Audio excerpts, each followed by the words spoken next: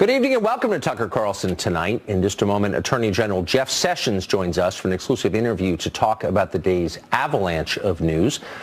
But first tonight, former National Security Advisor Michael Flynn has pleaded guilty to making false statements to the FBI.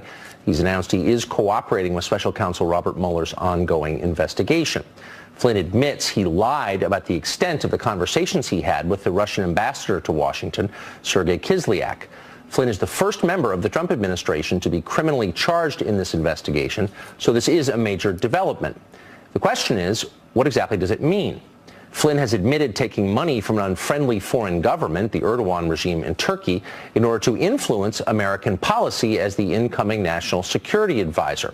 If that's not illegal, it ought to be illegal. It's certainly a betrayal of trust and possibly a betrayal of this country's vital national interests. It's appalling behavior. It's also depressingly common in Washington, which may be why Flynn has not been prosecuted for it. It's so conventional, nobody considers it wrong, though it is wrong. But back to the charges that were actually filed today. Keep in mind that Mueller's probe began in order to investigate claims that Russia influenced the 2016 election or even directly colluded with the Trump campaign in order to alter the outcome of that election. Flynn's guilty plea today does not prove that claim. In fact, it undercuts it. Flynn admits he lied about initiating contact with Kislyak last December. Check a calendar. That's a month after the November election. Too late to sink the Hillary campaign. There goes that theory. Instead, Flynn was apparently trying to promote U.S. interests. According to the indictment of him today, passed out by the Mueller people, he urged Russia not to overreact to sanctions implemented by the Obama administration, and he urged Russia also not to veto a UN resolution condemning Israel. By the way, that second effort failed. Now, you can debate whether it was a good idea or not for the Trump transition team to contact foreign representatives before formally taking power. Maybe it wasn't a good idea, but there certainly is precedent for it. In 2008, Barack Obama repeatedly had his surrogates meet with foreign officials. In 1980, Vice President-elect George H.W. Bush spoke with numerous ambassadors on Ronald Reagan's behalf. When Robert Mueller was first named special counsel, we warned, as many did, that these investigations rarely stay limited to their original purpose, and they frequently wind up entrapping people whose only crime is the false testimony they provide during the investigation. So far, nothing has happened to disprove that warning. If investigators can prove that the Trump campaign worked with Vladimir Putin in order to steal the 2016 election, by all means, prosecute. We'll be the first to cheer that on, to call for longer prison terms, because that's a crime. But this? So far, it's hard to know exactly how this makes America better. Robert Ray knows a lot about these kinds of investigations. He's a former federal prosecutor. He succeeded Ken Starr as the special counsel investigating the Clinton administration, and he joins us tonight. Mr. Ray, thanks for coming on. Thank you for having me. So from what we know now, what is this about? What's the point, do you think, of indicting General Flynn on this charge? Well, independent of a special counsel investigation, obviously false statements to the FBI are a serious issue that may well warrant prosecution, and that prosecution was brought. I mean, I think people have known from the earliest stages of the Mueller investigation that both Manafort and Flynn had exposure, right, and they've now both been prosecuted. The second piece of significance is that General Flynn is cooperating with Mueller's investigators, so we've now learned and confirmed that for the first time today. That's also significant. I assume the exposure would stem from his lobbying for the Erdogan government in the months before he became National Security Advisor, which strikes me as immoral, if not illegal, but that's not included in this. I wonder if you can guess what the special prosecutor believes he's moving toward. Well, that was a little hard to figure out. I mean, I looked at it today to see just a false statements prosecution by a defendant who is cooperating with the investigation. If where you'd think they would be going, which would be a proof of a conspiracy to commit a violation of the Logan Act, you would have expected a cooperating defendant to have pleaded guilty to that charge if what he's going to do in the future is cooperate against others in an effort to help the government make that charge.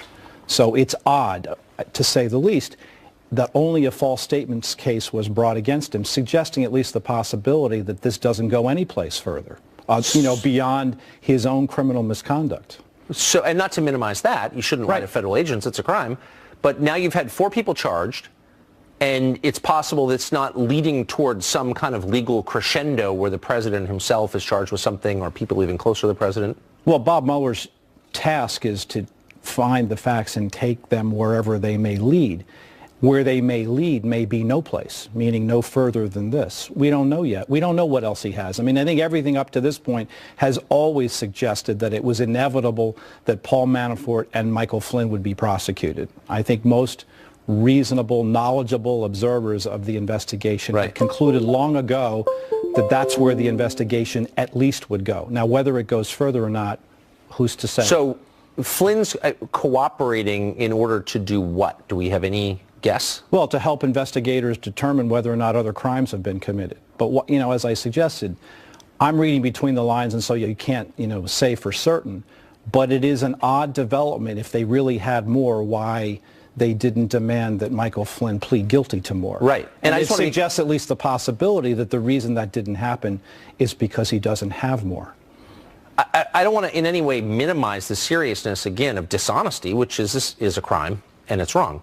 However, the rest of us have kind of assumed this was about collusion with the Russians in the 2016 election. That's certainly a reasonable conclusion to draw. And the first question you always ask in an obstruction of justice or false statements investigation or charge is, what are they lying or obstructing justice for? Well, exactly. That's exactly it. And all of us assume that the point was they believed there was some conspiracy to subvert the election, but these charges, Mueller's description of them today, undercut that completely. It suggests at least the possibility that one of the reasons that he may have been lying was because, with regard to conduct that occurred in December during the transition, because it was a politically difficult thing to do, he didn't want to disclose to the public or to anybody else the fact that there in fact were contacts with Russian government officials. That doesn't mean that that makes it a crime.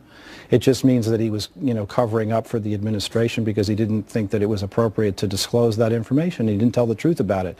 Bad idea with regard to telling that to the FBI. And if he had had a lawyer present, and my understanding is he didn't have a lawyer present, a lawyer would have certainly counseled him about the dangers of making false statements to federal agents. If that's as far as this goes, this is a massive waste of time, and we're all owed an apology, in my opinion. Well, I mean, you can say that, but also it's important, if there's no there for there to be a full investigation and to actually at the end of it come forward and say, you know what, we've looked at this fully and there's no there, and that's the end of it. That's what Ty Cobb, the president's lawyer, seemed to be suggesting today. The White House is committed to a full effort to cooperate with investigators, and that we hope that this will lead now to the beginning of the end and an expeditious conclusion to the investigation. Let's hope so. I have said all along that I really do hope the lessons of history have been learned, and that Bob Mueller can conclude his investigation, well in advance of the midterm elections. Yes. I still think that's possible, but it depends on, things that we obviously don't know yet. In advance of the 2020 elections, even. Well, but I'm even more hopeful with the midterms that it happens sometime, earlier rather than later next year. I think that's something to hope for. Mr. I thank you for coming. Thanks very much for having me. Appreciate it. Flynn's guilty plea is naturally big news for the president's own legal team. How will they respond to today's developments? Brad Blakeman is an attorney. He advised the Trump transition. He joins us tonight. So, Brad, how, if you're in the White House right now, do you respond to this news about General Flynn? You don't say anything.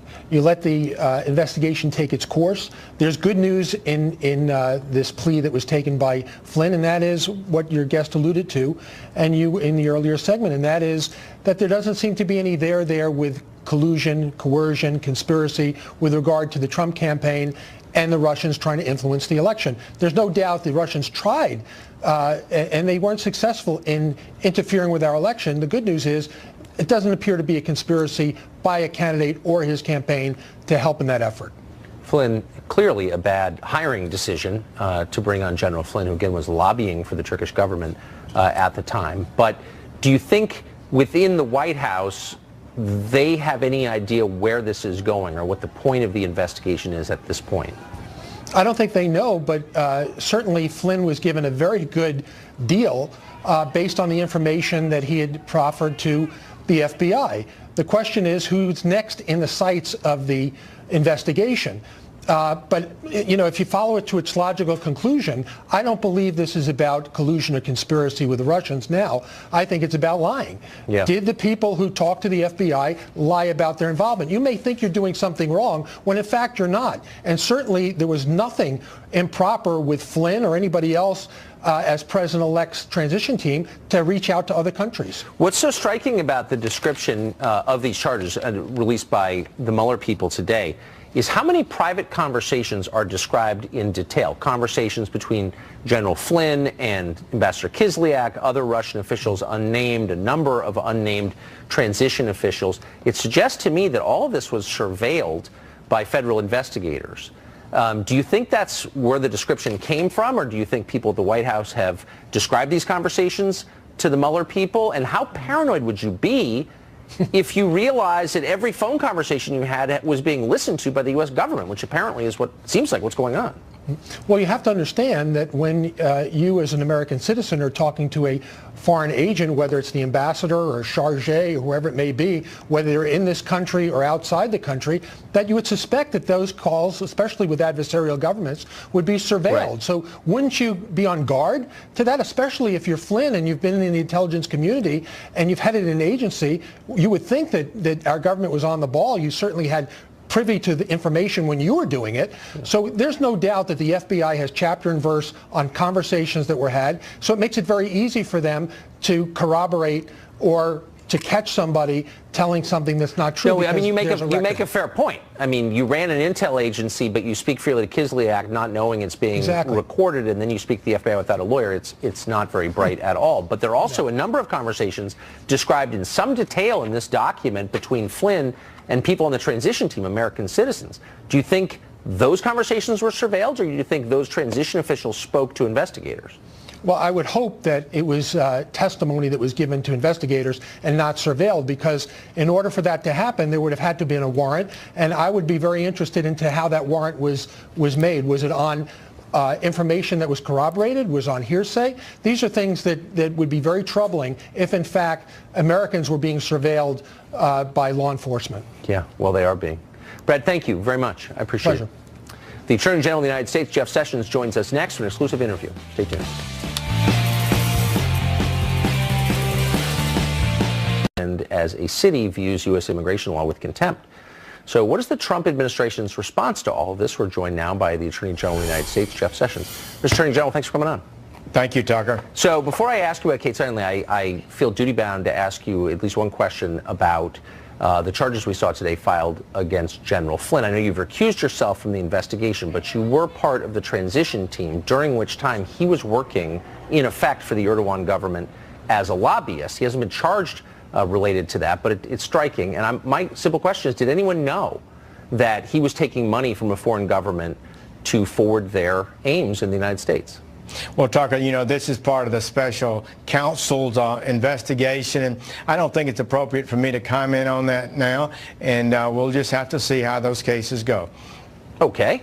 Well, with that, I won't keep trying. So to the Kate Steinle thing, what's your initial reaction? What was last night your initial reaction to the not guilty verdict on the Well, it was such a sad event. I've gotten to know Mr. Steinle and the son and talked to Mrs. Steinle on the anniversary of that death a few months ago. So it's a personal thing with me. I would just say that it's one of the most tragic stories that anyone could have, and to be holding your daughter in your arms like that. But the fundamental question we've got to deal with, and it's time for this country to get its head on straight. These cities should not be protecting criminal aliens, people who come into the country unlawfully, then they commit another crime, and then they hide that individual and don't let them, as they did with Zapata, be turned over to the ICE officers so they can be properly deported. So the killer, and he is the killer, is now being deported? That will be his ultimate fate. We are confident, and we are going to do everything possible to ensure that happens, although there are some potential other charges that could be brought against him. And before being deported and released, we think he should face every charge that is proper to be brought against him. And you can be sure our Department of Justice is working right now to bring any charges that are appropriate. One warrant has been released on him because he has violated his terms of release in his prior federal conviction for returning to the country unlawfully. So he's got one warrant we know that's already outstanding that would hold him for more prison time. So he was able to shoot and kill Kate Steinle because officials in San Francisco released him from jail despite Justice Department requests to hold him for deportation. So that there's a clear connection between the sanctuary city policy in San Francisco and the murder of this young woman. And yet those policies are still in place in San Francisco and in an increasing number of cities around the country. And the federal government seems impotent in the face of that. Doesn't seem to be able to do anything about it. Why? It is a very frustrating situation right now.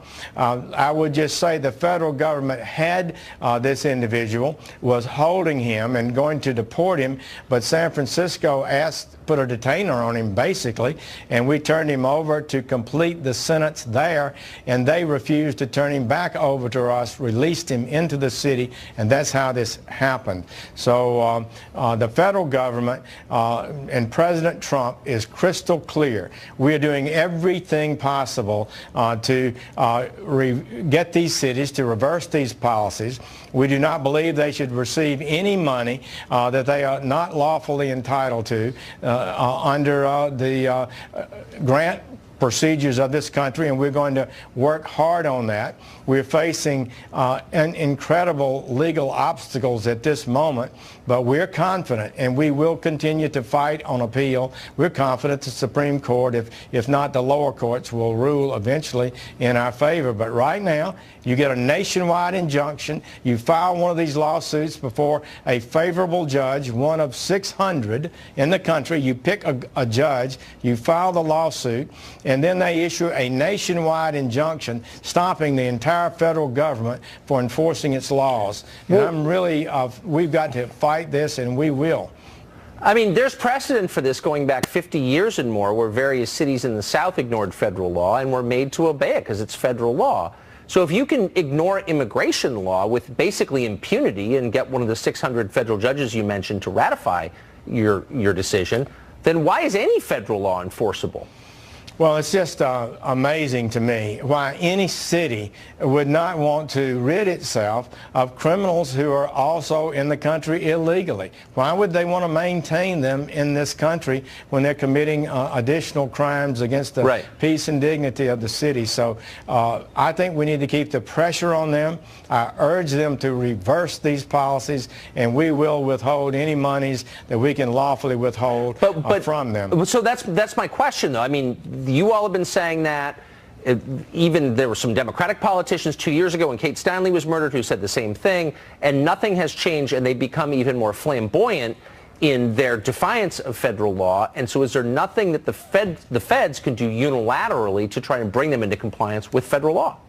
We are seeking expedited review on appeal. We expect to win these cases, and we expect that these cities and jurisdictions will lose federal dollars as a result of it. Congress could help us.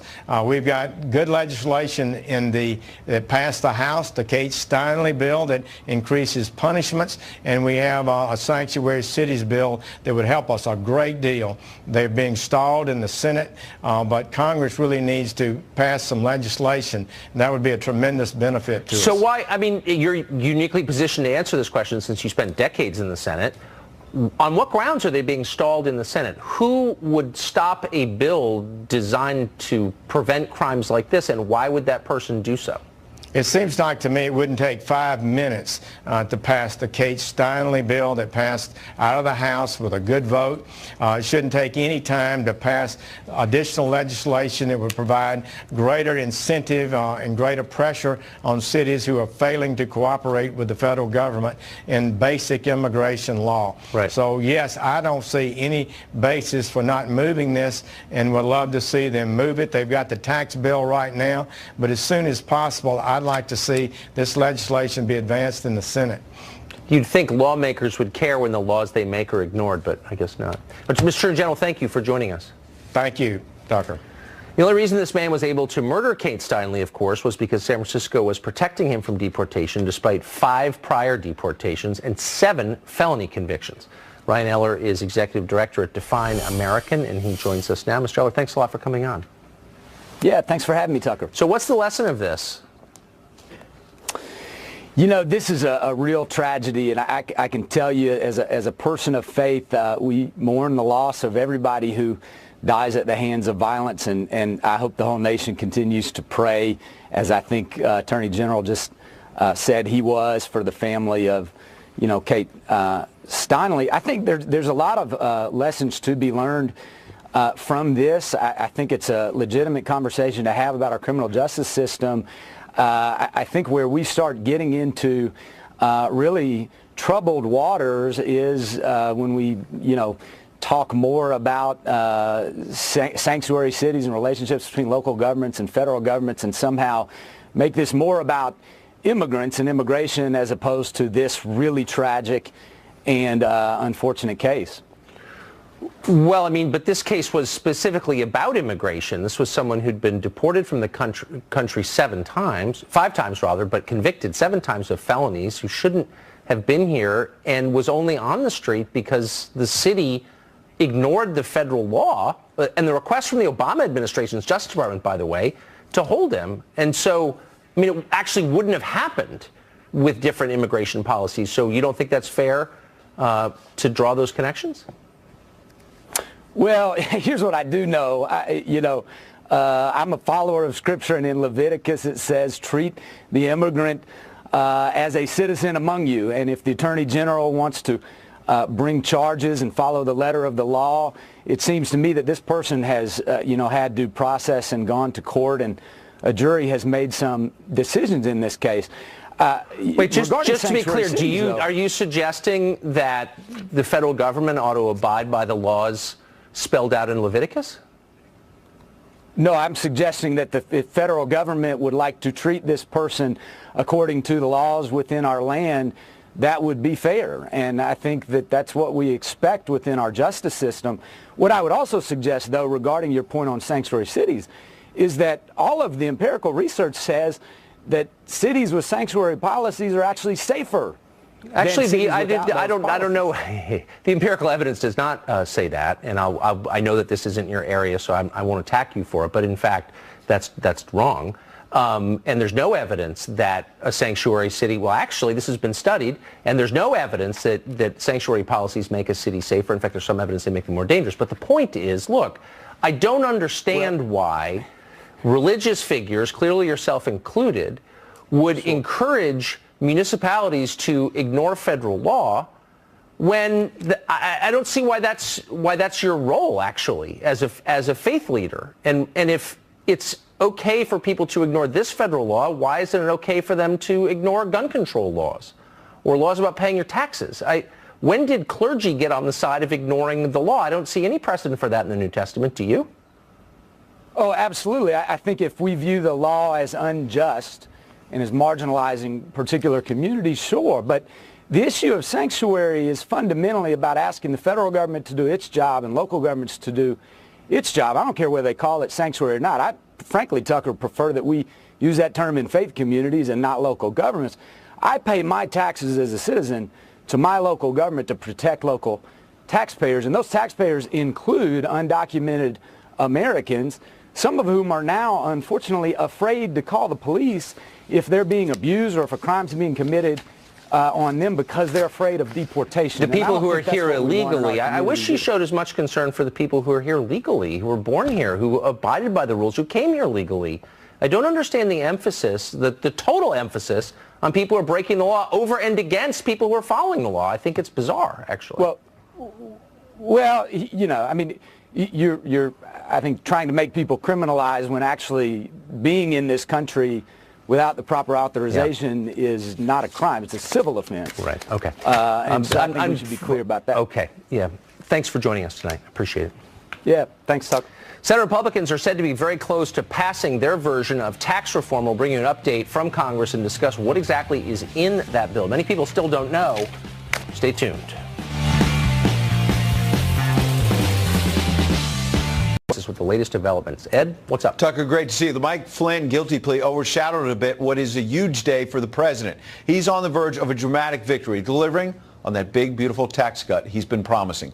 Breaking late today, Republican Bob Corker, who, like John McCain, has been basically feuding with the president, announced he's voting no on the tax cut because of concerns it will add too much to the national debt. But in the end, his opposition might not matter much because other Republicans on the fence, like McCain, Susan Collins, came on board, giving Mitch McConnell what is expected to be a much-needed victory after that big failure on repealing and replacing Obamacare. The president has already been touting a stock market that has been on fire until today's news about Flynn. The Dow yesterday seeing its 63rd record close this year, and it could be roaring again after some of these changes.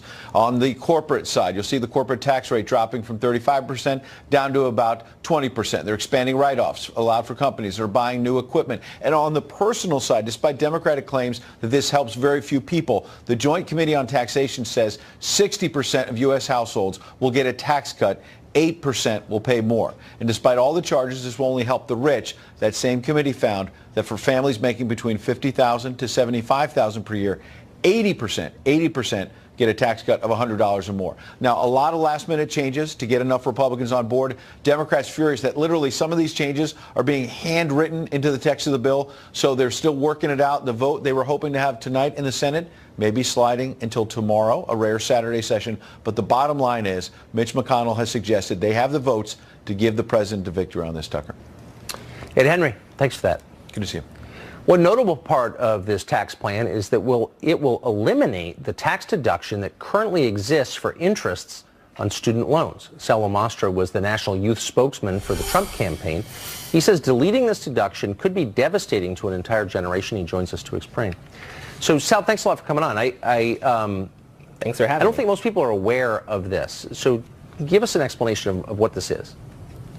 So I wasn't aware of it till a couple of days ago, and I was all for this tax bill. And let me preface this by saying I support the president 100%.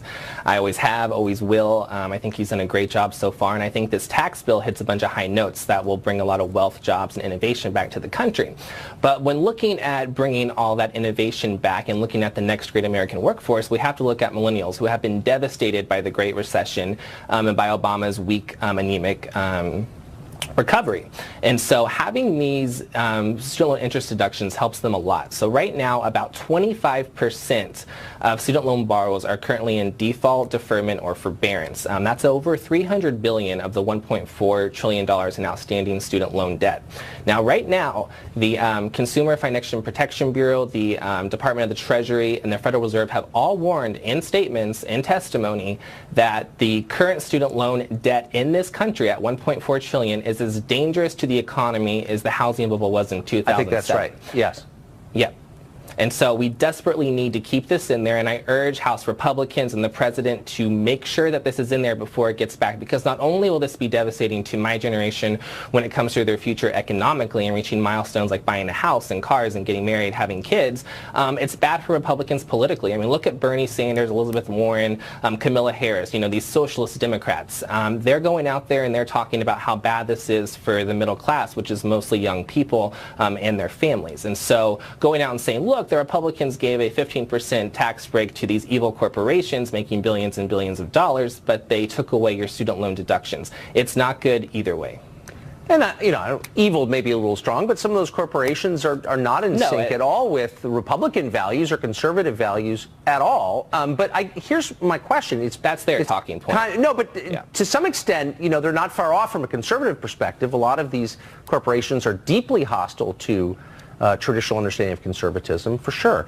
But Yep. Isn't it kind of beyond dispute that one of the reasons young people, or the poorest group of Americans, aren't getting married, aren't buying vehicles, aren't buying homes, aren't launching out of their own parents' homes in a lot of cases, is the weight of student loan debt? That's exactly it. I mean, 30% of millennials have had to move back in with their parents because they simply cannot afford it. Right now, about 50% of current college graduates are working in a job that requires a high school diploma or less, and about 300,000 are working for minimum wage. They can't afford to pay these back, and they won't be able to if any of this continues, especially getting rid of the deduction. And, you know, talking about how bad it is and how bad millennials want out of student loan debt, a third of them have said they would sell an organ to pay off their student loans. So maybe has it occurred to anyone that maybe one of the reasons young people are so radical politically, and that's bad news for America, is because their economic future has been thwarted in part by these loans? Like, this is causing social turmoil. Exactly. And don't get me wrong, we definitely need higher education reform in this country. I agree. ASAP. And that includes dealing how student loans are given out, qualifications for them, etc. And so when you look at that and you look at how bad the recession was for millennials and how they haven't really been able to recover, and how the notion that that was all brought about by Republicans and ideals and conservative values and capitalism, you get this equation. I mean, right now, you know, the new poll out of the Communist Memorial Fund found that 44% of millennials would rather live in a socialist society than a capitalist one. And so we have a lot to terrifying, go on and PR. this is one of the reasons why I think. Sal, thank you for bringing this to our attention. And we can't leave it out. Thank you, Tucker. Good to see you. Hillary Clinton has a lot of accomplishments that would include returning slavery to Libya. We'll tell you how that happened next.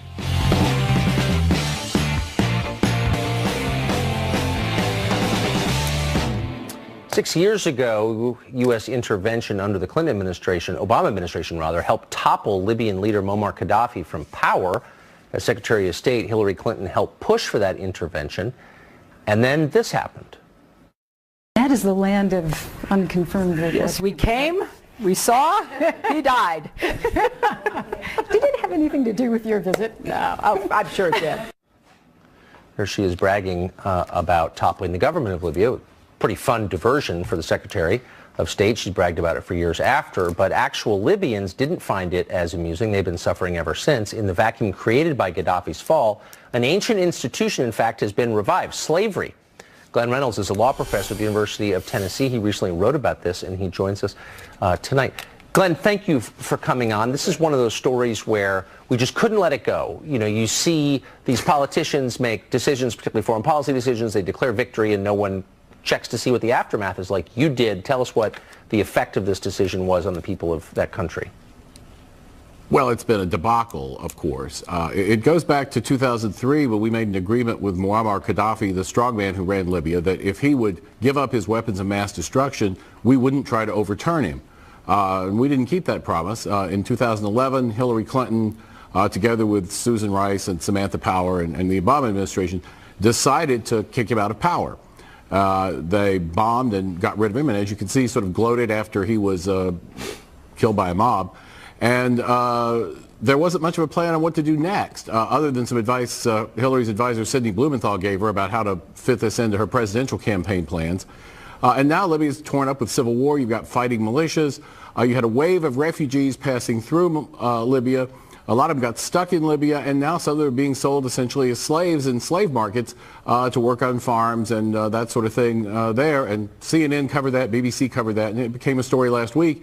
And I saw it, and I thought, you know, this is a real mess. I mean, we heard about this, we knew it was bad, but years later, Hillary's sort of gotten off scot-free on this. People don't bring it up, and yet this is a royal debacle. Of course it is. And Susan Rice and Samantha Power never hold to account for this. But I wonder what effect it has on the countries in the region around the world. I mean, next time we go to a leader, a strongman somewhere, and say, look, you know, disarm and we'll reward you, why would anybody ever follow those instructions again? Oh, we're ruined for a generation with this. I mean, right now, you know, we'd like Kim Jong-un to give up his nukes, and he probably wouldn't anyway, but we certainly can't make him any promises he'd believe, because who would? That's an excellent point. Has there been any soul-searching on the part of the people who did this? They wrecked an entire country and threw the whole region into chaos. Has anyone apologized or said, you know, maybe we've learned something from this? You know, not really. During the 2016 campaign, in one of the early primary debates when Senator James Webb was still running, he raised the issue with Hillary, and she just sort of blew it off and said, oh, no, it was a big success. I've certainly never heard Samantha Power, who was pushing this as part of an effort to establish a doctrine of international law called responsibility to protect as a justification for intervention.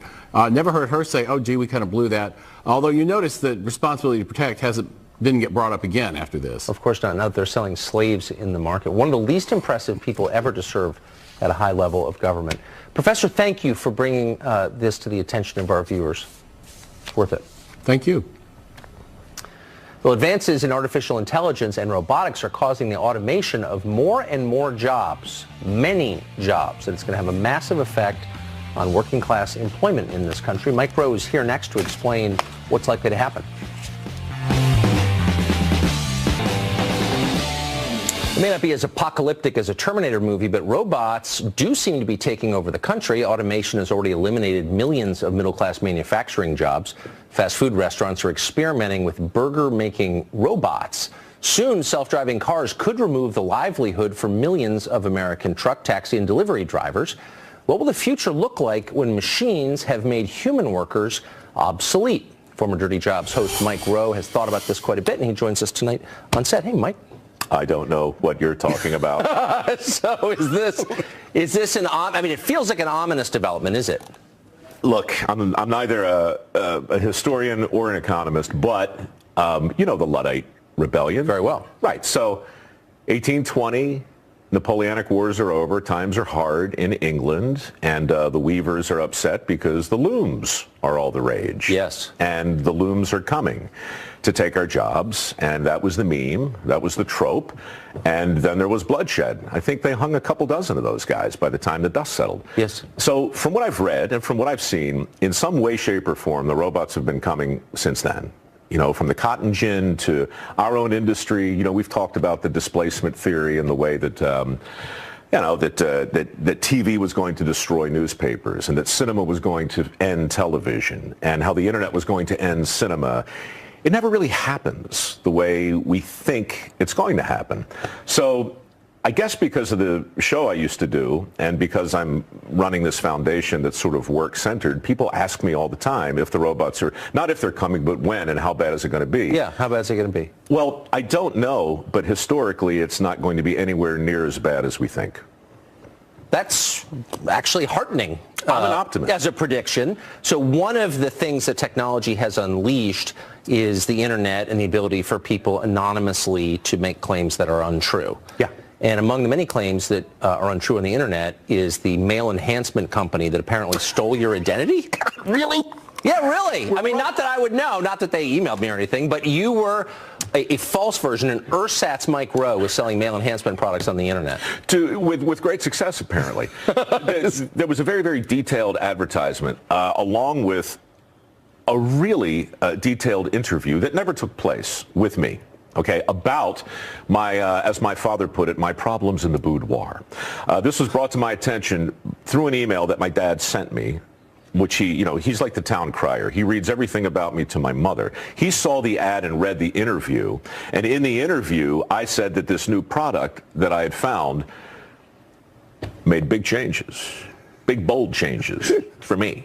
Transformed my life. Now, it's got my face, my name, and like 300 or 400 words in quotes from me, ostensibly, explaining how life was sad and disappointing until I got my hands on whatever this stuff was, Testo Max, ate it, and then stand back. I don't know how big this thing gets, right? It was bananas.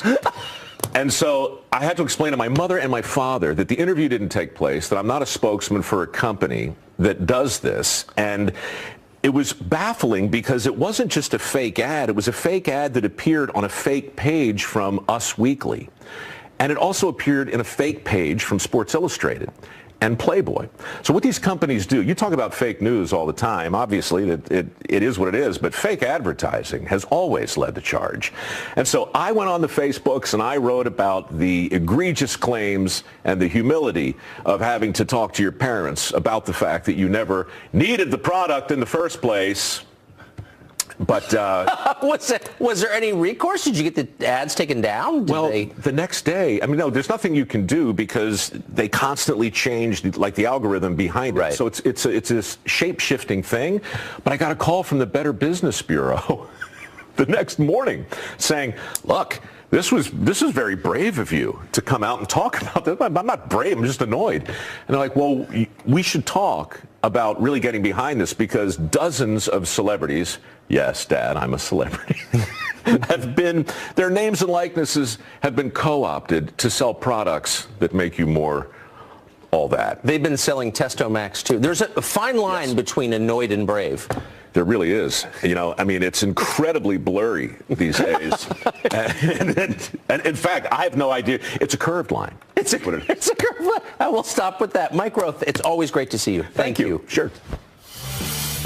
More news. We're keeping an eye on the tax vote. We'll bring the latest right after this.